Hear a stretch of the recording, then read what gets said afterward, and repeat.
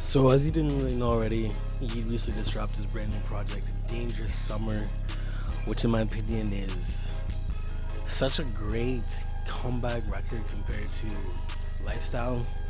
Don't get me wrong, bro. Lifestyle is one of my favorites of last year for sure. I think it ranked it like about 7.5 out of 10, which is one of his lower rankings. But this new one, A Dangerous Summer, man. Holy man, what a great project, bro. With songs like Put It On God, which is such a fire track.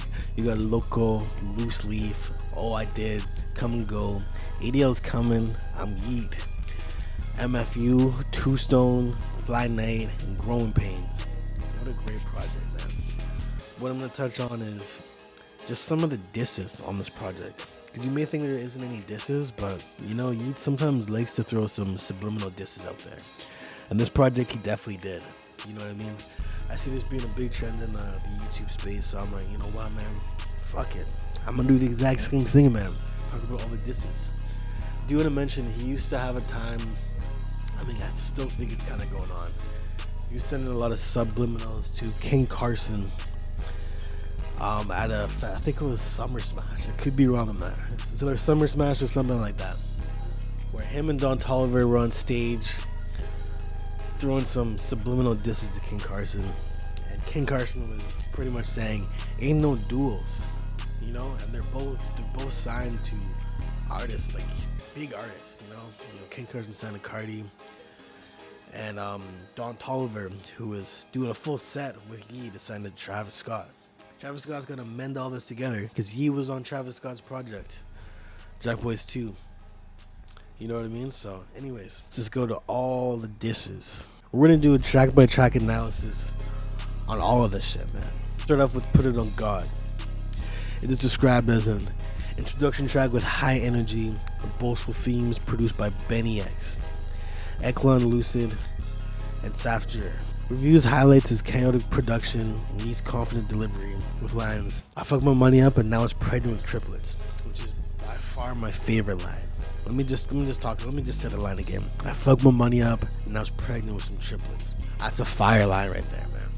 The sample of "Put It On God," like there's just just the sample at the beginning of it is just so incredible, man. Technically, there's no specific disses on there, but there is a few lines of him flexing. He really emphasized wealth flexing in typical Yeats style.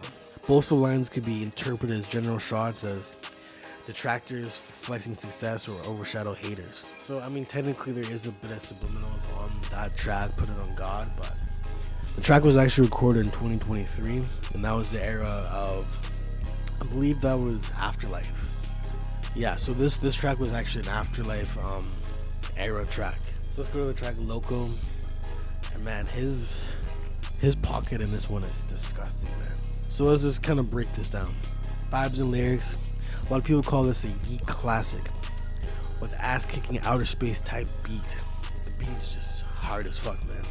Reviews note its marsh pit ready vibe and lines like "fuck some money up and now he's having some triplets." The track thrives on hype, bravado, but no specific disses are mentioned. So there is some energy where it could have been a potential diss, but nothing really set in stone. Let's go to Loose Leaf. I like Loose Leaf a lot. I'm glad they did a video for it. The hook on there is a little bit weird. It's very, very much Yeet in a Yeet fashion.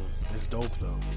You know, there's no real evidence of a diss on this track, but the track seems to lean into Yeet's psychedelic, rhythmic style with specific callouts, without any specific callouts, I should say.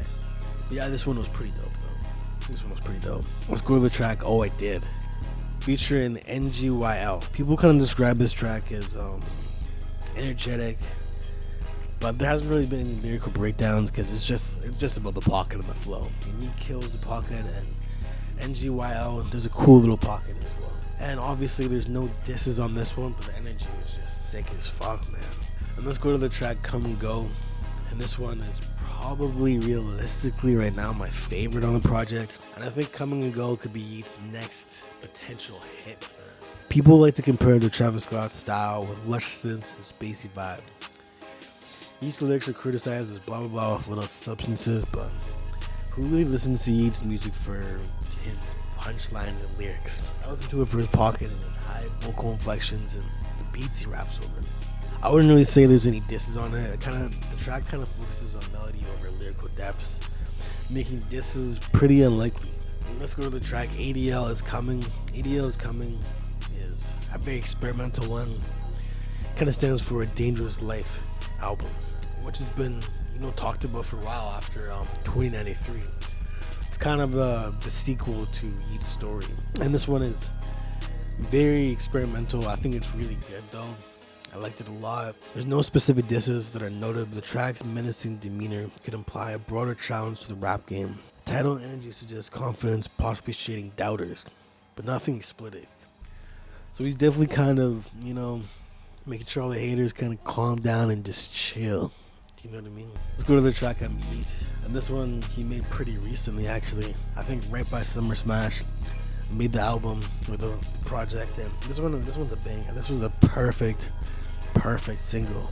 The lead single is described as flex session. The read breaks about his status, wealth, and abilities. It looks like if you see the money, if you smell the money, that's Yeat. You know what I mean? It's just his song about him.